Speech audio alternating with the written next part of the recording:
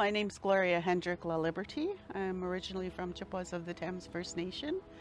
I have lived and worked in Thunder Bay for since I graduated from university, Lakehead University. And why it's important to be here is I have lived and worked in Thunder Bay for most of my life, my adult life. I have raised my family here, and this elders gathering is a grassroots initiative, and I'm really excited to be here and very humbled by the experiences and the information that's being shared by the elders and by the community members who are attending.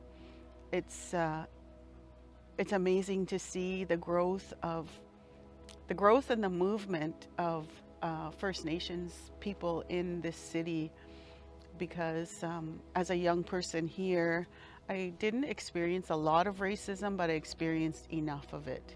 And I find that I had not a loud voice, but a voice that was able to be assertive enough to address people when they were being inappropriate and at times not very nice. And I find that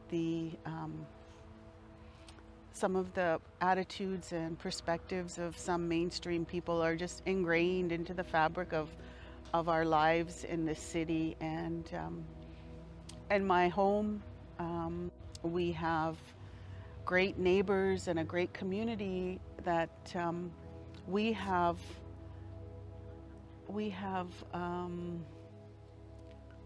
we've worked really hard to develop those relationships, to help change our little corner of the world, to see things from other people's perspectives, to help them to understand that our culture is a beautiful culture. And the elders here have shared so much. They're so courageous, so brave to be able to open up and share the painful trauma, the beauty, the growth, and their own healing. It's something that we can all aspire to, and it's as most of them have related to us, it's been a world of not talking about things, not saying what happened. So we hold it all in, and we're hurting ourselves. And in that part of it, we also hurt our relationships with other people and our families and ourselves. So it's a freeing experience being here and being able to to get the ultimate authority from elders to say, yes, it's okay to talk about it. It's okay to cry. It's okay to be happy, and to not remember some of those things that happened, and to recall them through our own healing journey. Being someone who is not from this community originally, and moving here as like a very young person. I was 19 when I came here, and I didn't know where Thunder Bay was. I didn't know anyone from Thunder Bay. And seeing people and meeting people who have my best interest, and who are caring and kind and loving, and just knowing that they care and helping me to become part of the community, and identifying as a community member here, and being adopted by a family in Fort William First Nation and friends who consider me sisters. And it's this gathering has helped me to see and to reflect on my life here, growing from a young woman to an adult, and seeing that, all the stories sometimes that we hear aren't always true.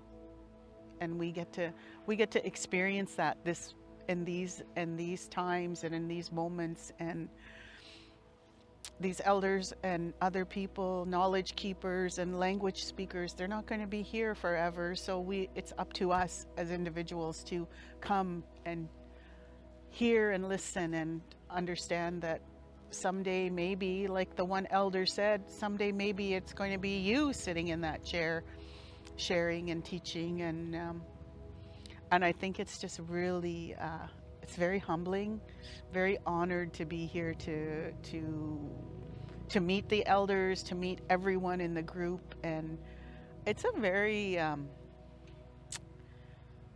very powerful space we are in, with ceremony. And even though we're in a city, we're sitting outside of Mount McKay in the most beautiful spot of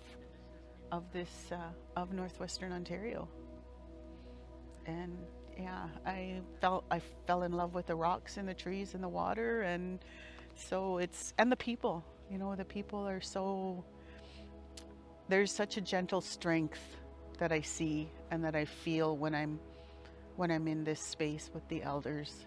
And it's gentle, it's strong, it's kind, and it's so aware and the willingness to share and to provide us with teachings and experiences that they might not have been able to tell anyone else other than us in this space. So, I mean, it's on Zoom, but it's still really a